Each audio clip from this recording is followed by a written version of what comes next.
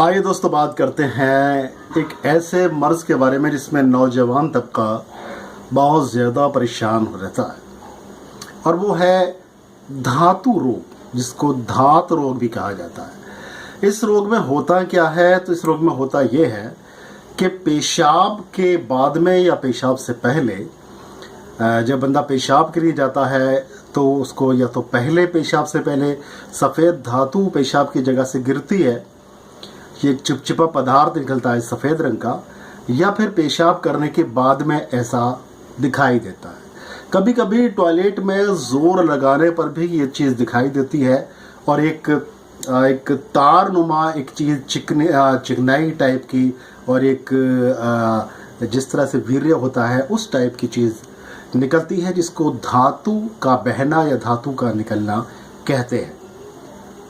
देखिए, इस रोग में क्या क्या लक्षण होते हैं। अगर वजूहात की बात करें कि क्या वजूहात हैं, आखिर क्यों ये रोग हो जाता है, तो दोस्तों अत्यधिक हस्त मैथुन करने की वजह से, अश्लील बातों को हर वक्त सोचने की वजह से, गलत संगति में बैठने की वजह से, और कभी कभी कुछ मानसिक कारणों की वजह से या शारीरिक दुर्बलता की वजह से भी ये रोग देखने में आता है।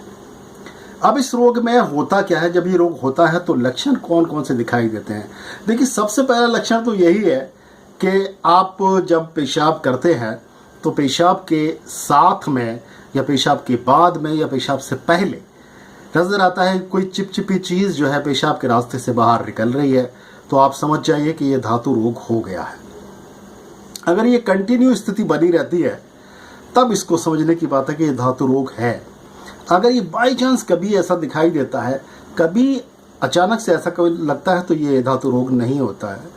तो ठीक है, अब इस बात करते हैं हम कि इससे क्या क्या होता है। तो दोस्तों देखिए, इससे जब ये धातु रोग हो जाता है तब क्योंकि शरीर से धातु निकल रही है, आपको मालूम होना चाहिए कि वीर्य जो है वो आपका जीवन है। जब वीर्य का स्तंभन बॉडी के अंदर है, शरीर के अंदर है, और ये वीर्य आपकी नसों के अंदर पहुंच रहा है, और ये वीर्य आपको पुष्ट कर रहा है, तो आप स्वस्थ हैं, तंदुरुस्त हैं, आप बलशाली हैं।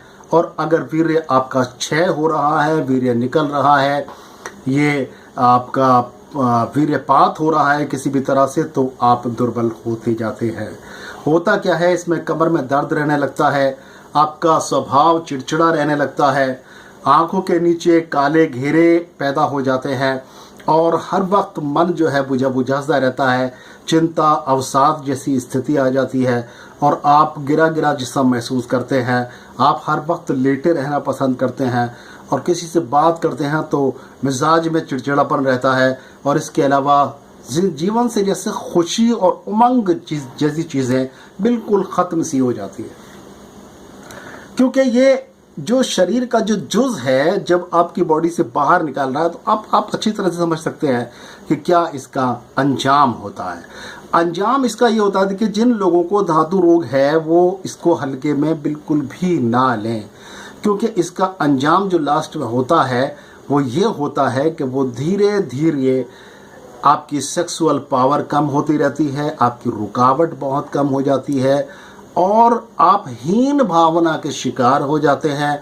और फिर हीन भावना के शिकार होने के बाद आप शादी के लायक भी नहीं रहते हैं। आपकी फिज़िकल लाइफ बर्बाद हो जाती है, आपकी मेंटल लाइफ बर्बाद हो जाती है, आपका सुकून ख़त्म हो जाता है। ये छोटी सी दिखने वाली बीमारी एक भयंकर असर आपके जीवन पर डालती है।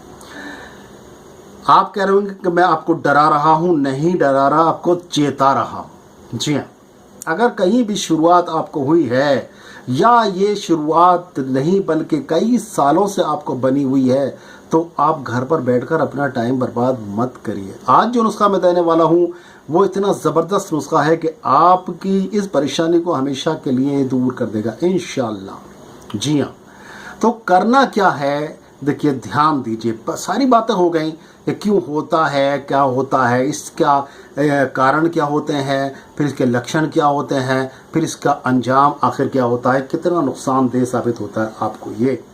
अब बात करते हैं इसके इलाज पर। देखिए बहुत ही सुकून के साथ मैं इलाज बताऊंगा ताकि कहीं भी आप इसका इलाज सुनने में कोई गलती आप ना करें, ताकि बनाने में आपसे गलती ना हो।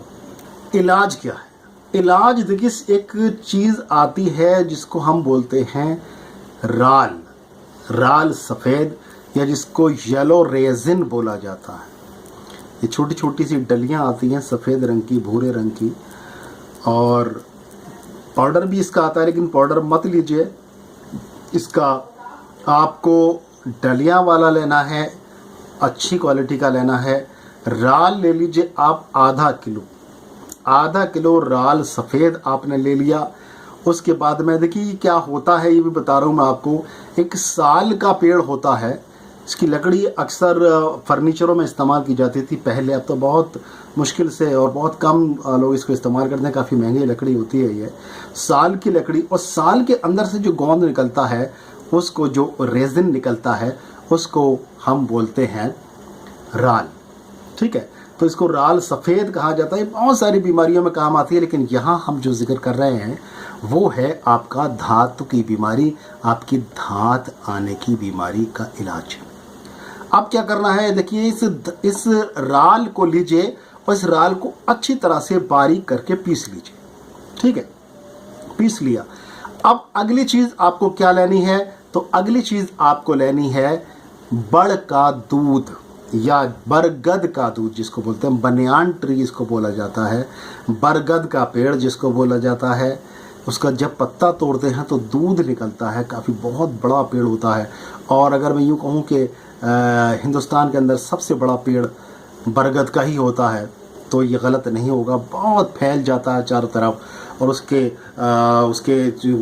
जो शाखें होती हैं मोटी मोटी, उन शाखों के अंदर से रस्सी नुमा श्रृंखलाएँ निकलती हैं, और जो नीचे जाकर फिर से स्तंभ बन जाती हैं, उसका जड़ बन जाती हैं, और वो पेड़ उसके सहारे से फैलता रहता है, बहुत बड़ा हो जाता है। वो बड़ का पेड़ या बरगद का पेड़ कहलाता है। तो बरगद का दूध हमें चाहिए, और वो चाहिए हमें आधा किलो।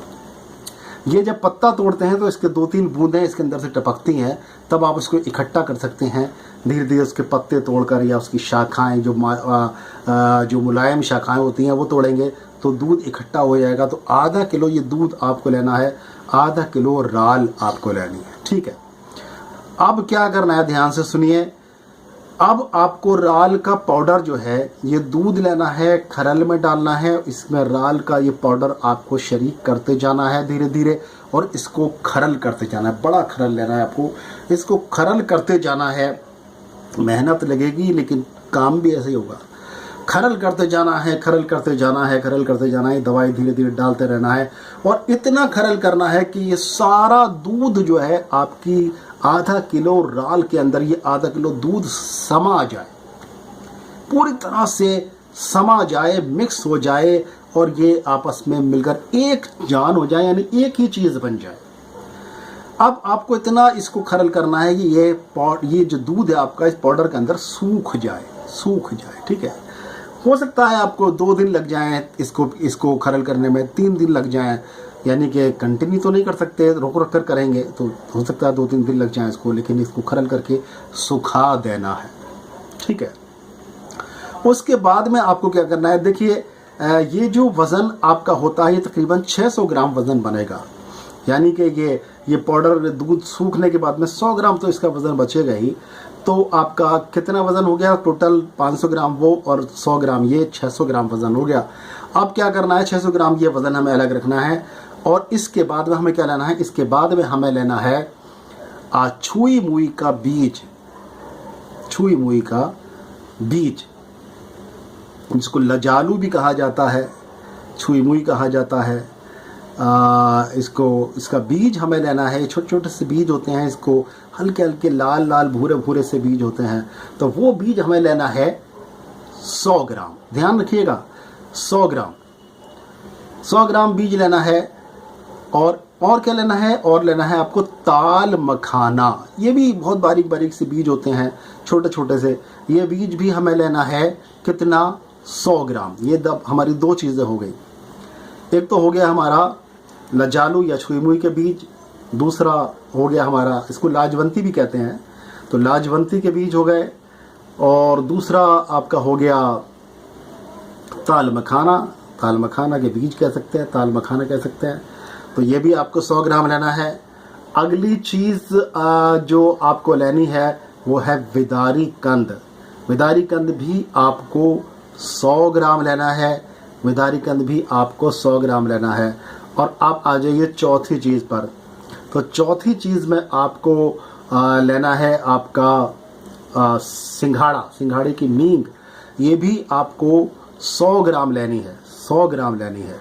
इसके बाद में आप आ जाइए, अब अगली चीज़ क्या लेनी है? अगली चीज़ आपको लेनी है जो 5वीं चीज़ है वो है तुखम बालिंगू। तो तुखम बालिंगू भी आपको 100 ग्राम लेना है। ये 5 चीज़ें आपकी हो गई हैं। कितनी चीज़ हो गई हैं? 5 चीज़ें। और अगली चीज़ जो हमें, ये छठी चीज़ जो आपको लेनी है वो लेना है आपको धनिया खुश्क, धनिया खुश्क, ठीक है, सूखा हुआ धनिया। अब ये 600 ग्राम वज़न टोटल हो गया। इस 600 ग्राम वज़न को आपको अच्छी तरह से पीस लेना है, अच्छी तरह से पीस लेना है, बिल्कुल बारीक फाइन पाउडर बना लेना है। और 600 ग्राम आपका ये राल वाला वज़न है। अब इनको दोनों को सबको एक साथ मिक्स कर देना है और फिर से इसको मिक्सर में डाल के अच्छी तरह से मिक्स कर लीजिए। ये हो गया। जायके के लिए आप इसमें मिश्री मिला सकते हैं, चीनी नहीं मिलाएंगे, गुड़ नहीं मिलाएंगे और कोई चीज़ नहीं मिलाएंगे सिवाय मिश्री के। मिश्री डाल सकते हैं इसमें 100 ग्राम 150 ग्राम मिश्री डाल लीजिए ताकि थोड़ा सा मीठा हो जाए, खाने में ये बुरा ना महसूस हो। ठीक, ये हो गया। अब इसको आपकी दवाई तैयार हो गई है। यहाँ पर खाने का तरीका सुन लीजिए, इसको इस्तेमाल करने का। इस्तेमाल कैसे करना है? तो इस्तेमाल करना है आपको, इसमें 1 चम्मच लेना, लगभग 7 ग्राम के करीब, 7 ग्राम सुबह में, 7 ग्राम शाम को दूध के साथ में लेना है। और गाय का दूध मिल जाए तो बहुत ही अच्छा रहता है, क्योंकि भैंस का दूध भारी होता है, पचने में भारी होता है, देर से पचता है, हज़म होने में थोड़ी परेशानी होती है।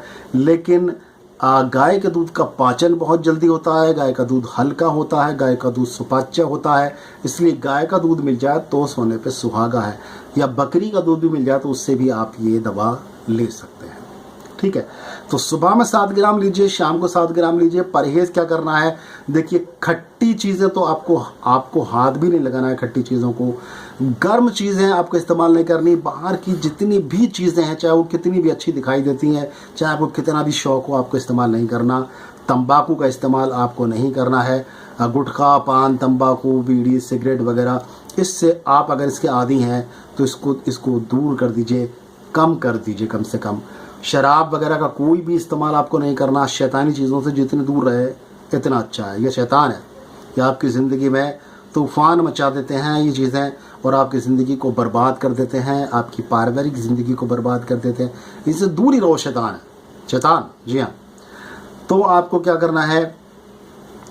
दूध के साथ में 5 ग्राम सुबह, 5 ग्राम शाम, परहेज़ आपको मैंने बताया। और मीट, मछली वगैरह इन चीज़ों से भी दूर रहना है, ठीक है। और देखिए, अपने आप को स्वच्छ, साफ़ सुथरा, पाकीज़ा, पाक रखना है, साफ़ रखना है, अच्छी संगत में बैठना है।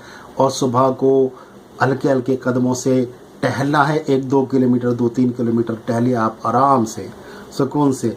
स्ट्रेस, तनाव जैसी कोई भी चीज़ ना रखें। ये बिल्कुल मान के न चलें कि आपका रोग इतने सालों से ठीक नहीं हुआ तो अब नहीं, अब तो होगा ही नहीं।